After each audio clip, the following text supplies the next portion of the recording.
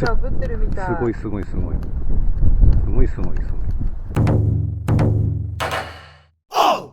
二次燃焼構造で効率よく燃える収納バッグごとく付き。結構な横幅があるから薪も切らずに入る。側面を外すとかまどスタイルで調理が可能。 DCM が作ったロマンあふれる焚き火コンロ DCM ワイヤーブーストコンロ。はい、今回は DCM の焚き火台ワイヤーブーストコンロの紹介です。二次燃焼は初めてなので超嬉しいです。動画内容は商品の説明と組み立て、二次燃焼とは実際に薪を燃やしてみる、肉を焼いてみる、使用後の歪みと評価、この5つでいきたいと思います。こいつは二次燃焼のストーブで普通の焚き火台とは違い効率よく燃え高出力のストーブになります。中身ですが、この収納バッグで焼き網ごとく本体側面のパネル2枚二次燃焼用に二重になっています。本体説明書で本体の中にロストルとロストルの下に敷く遮熱板みたいな床板が入っています。この遮熱板みたいなものはね、最近ついたみたいで、ネットで見たらついていない過去記事などがあって、歪みが出るらしいので後から追加したようです。こういう感じで本体が歪まないようにと熱が地面に行かないような板になりますね。その分だと思いますが、お値段も少し上がりました。税込みで9878円です。で、Amazon では転売で1万5000円とかで売っていましたので、買わないことをお勧めします。できるだけ DCM のお店とかでね、買ってください。パネルを1つつけるとかまどタイプ、両面につけるとストーブコンロになります。あとパネルにつけるボルトがあります。で、このボルトですが、いずれ、どっかにね落としちゃってなくなっちゃうって可能性がありますので、私はもうつけっぱなしにしようと思っています。つける時に緩めてはめたら締める、これでいいかなと思っています。そこにある足ですが、きっちり出さないと何かの拍子に倒れそうな気もするんでね、気をつけてください。大丈夫だとは思うけどね。大きさは幅41、奥行き 22.5、高さ 27.5 センチとなっており、畳むと厚みはだいたい8センチぐらいです。重さは 5.6 キロで結構な重さです。幅が結構あるので市販の薪が入ります。これは30センチぐらいの薪です。38センチぐらいまでいけるかなと思います。で、このファイヤーブーストコンロは二次燃焼のストーブです。二次燃焼って耳にしたことがある人、知っている人も多いと思いますが、二次燃焼とは普通は薪を燃やすと煙がもくもく出ると思うんだけど、その煙も可燃ガスなので、だったら煙も燃やしちゃおうぜってシステムです。薪が燃える一次燃焼、その上に酸素不足で燃えきらなかった可燃ガスに熱くなった空気を入れ込んで二次燃焼を起こさせるんですね。二次燃焼のメリットは煙が少ない、匂いも少ない、薪が真っ白に燃え尽きる、ほとんどが燃え尽きて灰になります。二次燃焼がかっこいい、なんとなく優越感。こんなところでデメリットが、ストーブ自体が重い。なんせね、二重構造なんで重量もそれなりになります。薪が早く燃え尽きる、ガンガン燃えますので、思っているより早く薪が足りなくなりますって感じですかね。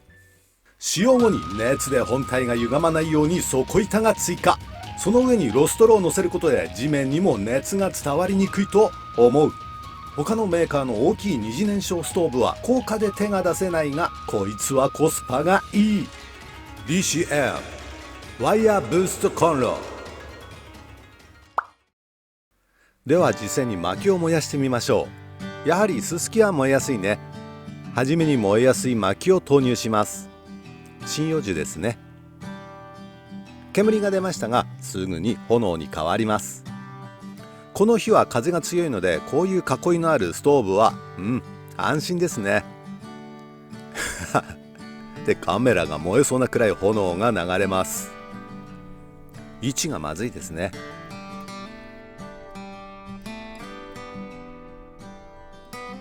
しかしよく燃えますね。今度は市販の薪を足してみます。広葉樹です。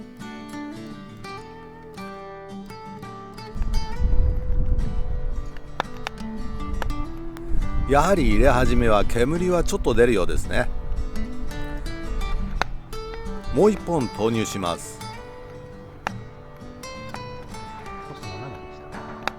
ごい、ボンボンと横から出てるじゃん。これはお買い得かもしれない。おお、横から火が。バーナーで炙ってるみたい。すごいすごいすごい。すごいすごいすごい。ははは。思わずね、二次燃焼絶賛しました。パネルの穴から炎が出ています。いやマジですごいわこれ。やっぱすごいわ。見てて面白いって思いました。DCM のファイアブーストコンロおすすめですね。でも転売ヤーのぼったくりじゃなくね、正規のお値段で買ってくださいね。DCM のお店が一番なんですけども、 DCM のお店でも売っているところと売ってないところがあるので、その辺は店員さんに聞いてみてください。言い直す。何それ。それ表面だけ焼けるんじゃない？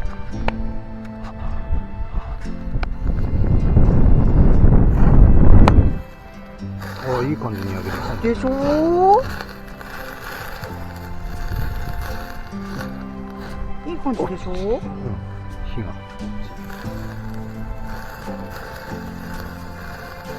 はい。こっち。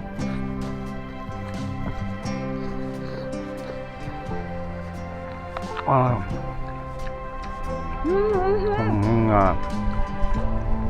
牛タンうまいね。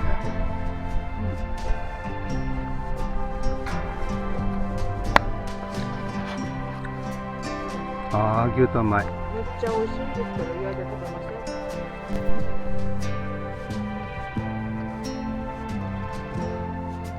じゃあ、蓋取りますか。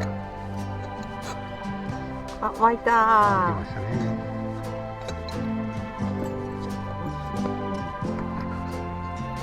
入れます。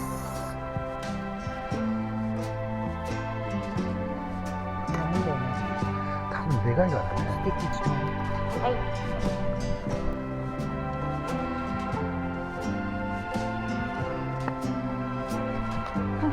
いいね。寒くなってきたからこういうのしよう。ちょっと待って、それ広がるんじゃない？私もそう思った。でかっ。うわー。でかっ。でかっ。あ、もういい匂いしてきた。油が落ちるから。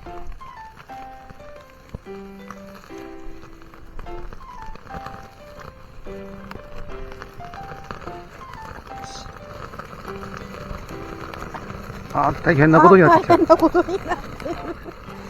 これは大変です。ちょっと。ち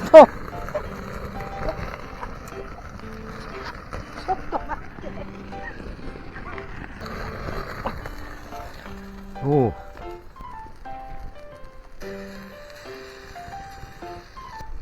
乗っけたばっかだもんな。わけがわからなくなってます。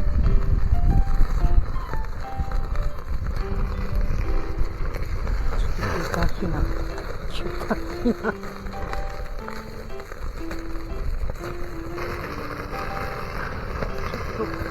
お肉火がすごいな。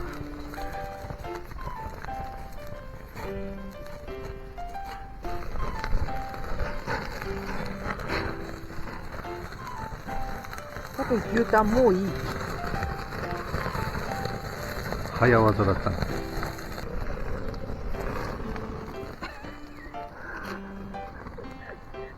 ちょっと予定外だな。いやー、肉は失敗しましたが、かなり面白かったです。そろそろ撤収になります。 DCM で売っている2000円ちょっとの鉄板がぴったりでいい。ファミリーキャンプにもいい感じ。寒い時はこいつを囲もう。二次燃焼なので薪が豪快に燃える。煙まで燃えるから煙くて涙を流すことはない。 DCM ワイヤーブーストコンロ。あとは少し残った沖を寄せて灰にします。しばらくしたら真っ白になっていました。では後片付けする前に使用後の歪みを見てみましょうね。まずはロストル。これは全然大丈夫。歪んでいません。側面のパネルも問題ないようです。もう1枚も大丈夫でした。今度は床板、遮熱板ですね。こいつはちょっと歪んでいますね。1回の使用で少し歪む感じですね。代わりにね、本体自体のね底の板がね歪むことがないんですね。焚き火シートなんですけども、焦げとかはありませんでした。敷いていた木の板も焼けた跡がありませんでした。地面には熱の影響はないようです。では畳んでみます。なんか引っかかってると思ったら、遮熱板代わりの床板がね歪んで真ん中が膨らんでいるのでね、その分収まりが悪いようです。まあ大丈夫な範囲ですね。今回使った網はねベコベコになっていました。これは買った時についてきた網ですね。やっぱりね網は数回で使えなくなると思いますね。 DCM のファイヤーブーストコンロ、俺の独断評価は星 4.5、 かなりの高評価です。星5としたいところでしたが、1回で床板がね少し歪んだってところが、いや惜しいなって感じでした。数回使ったら床板がねかなり歪むかもしれませんね。でもこれ買ってよかったと思っています。二次燃焼ストーブすごいですね。ここまで豪快に薪が燃えるとは思ってなかったので、実際に燃やしたらね感動しました。炎もすごいので熱量もすごいと思います。実際熱いです。かまどスタイルの場合に薪が手前に転がることが想定される場合は、他の配信者が言っていたけど網を差し込むことで防ぐことができそうです。で、薪ストーブや焚き火って煙がひどくて涙流しながら逃げるんですけど、それが一回もありませんでした。はじめにねちょっと煙が出ますが、煙くなるほどではありませんでした。もしこれが欲しいなとか気になっていた人の参考になれば幸いです。今回は DCM のファイヤーブーストコンロの動画でした。ではまた。